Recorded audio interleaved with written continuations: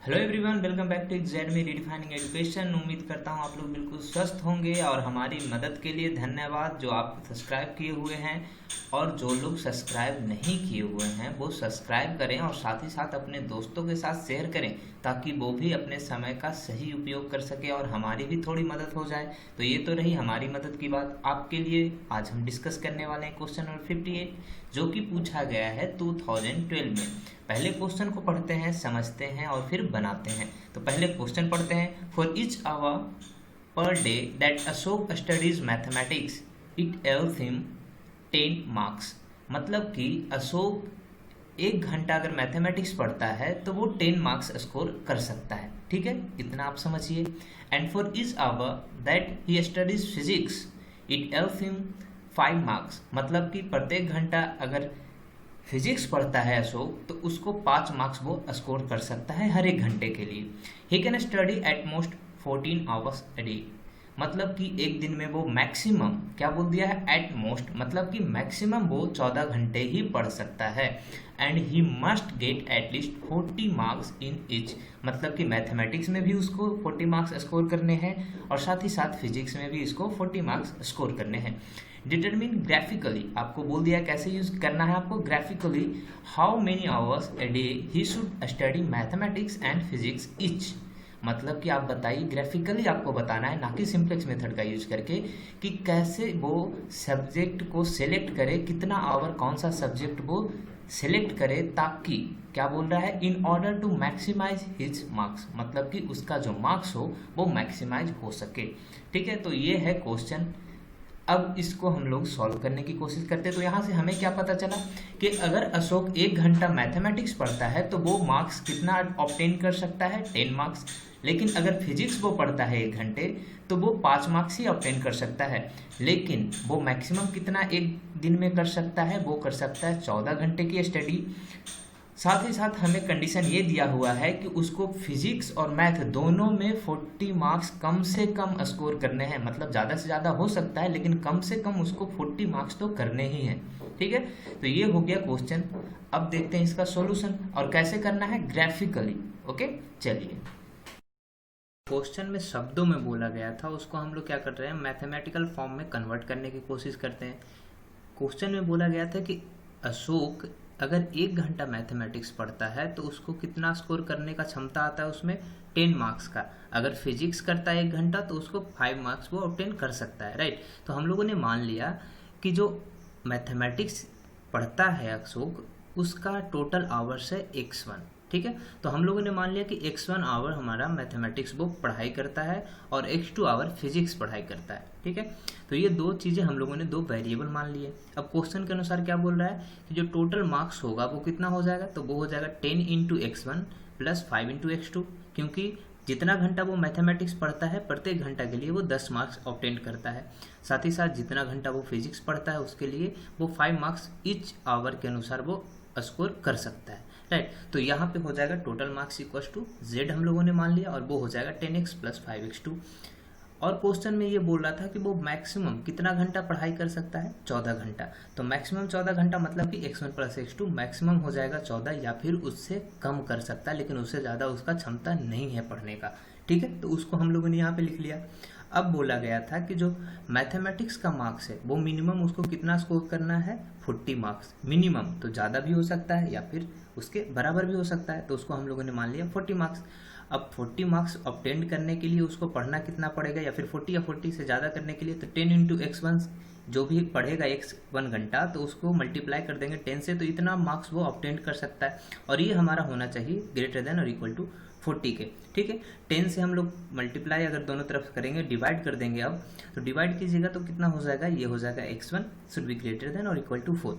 वैसे ही फिजिक्स में हमें बोला गया था कि वो भी फिजिक्स में 40 मार्क्स से ज़्यादा स्कोर करना चाहिए। राइट, तो ये हो जाएगा 5x2 should be greater than और इक्वल टू 40।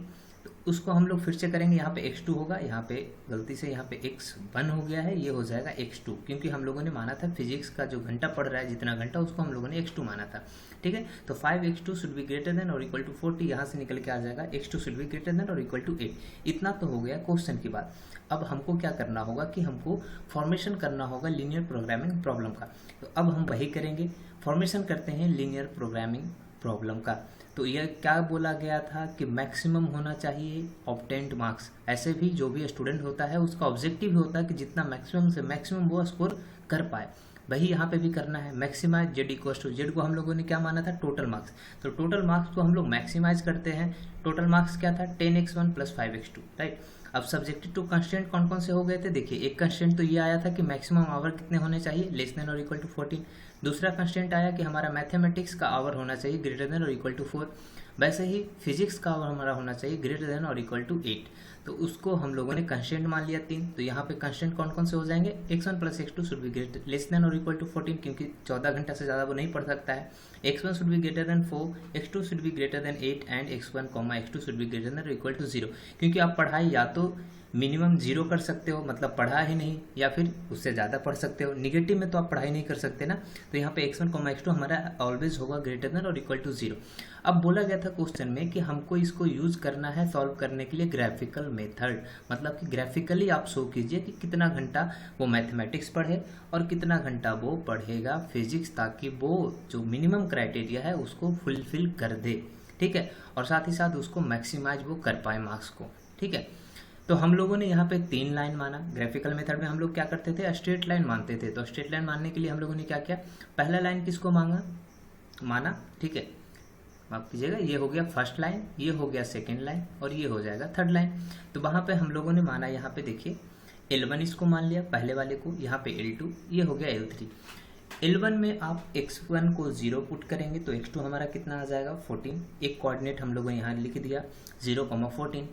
x2 अगर 0 आप पुट कीजिएगा तो वहाँ पे x1 निकल के आ जाता है 14। तो नेक्स्ट कोऑर्डिनेट हो जाएगा 14,0। तो ये 2 कोऑर्डिनेट आ गए हमारे। 2 कोऑर्डिनेट अगर आ गए हैं तो यहाँ से हम लोग क्या करेंगे, इसके थ्रू होते हुआ एक स्ट्रेट लाइन हम लोग ड्रॉ कर देंगे जो कि रिप्रेजेंट करेगा इस L1 को। वैसे ही x1 इक्वस टू 4 एक L2 लाइन लेके चलेंगे और x2 इक्वस टू 8 वो लेके चलेंगे L3। तो यहाँ पे देखिए पहले हम लोगों ने कोऑर्डिनेट लिया कौन कौन सा, 0,14। तो 0,14 ये वाला हो गया कोऑर्डिनेट, है ना, ये क्या है 0,14। ठीक है, एक कोऑर्डिनेट हम लोगों ने लेके चला कौन सा 14,0। तो ये हो गया हमारा 14,0। अब इस दोनों कोऑर्डिनेट से होते हुए हम लोगों ने ये लाइन ड्रॉ किया, इसको हम लोगों ने बोल दिया था L1। ठीक है, नेक्स्ट जो लाइन था हमारा वो क्या था, x1 इक्वस टू 4। तो देखिए यहाँ पे 4 पे हम लोगों ने एक लाइन लिया और ये हो गया line L2, x1 equals to 4। और यहाँ पे 8 पे हम लोगों ने x2 इक्वस टू 8 पे हम लोगों ने एक लाइन लिया और इसको हम लोगों ने बोल दिया L3। ठीक है, ये 3 लाइन हो गए।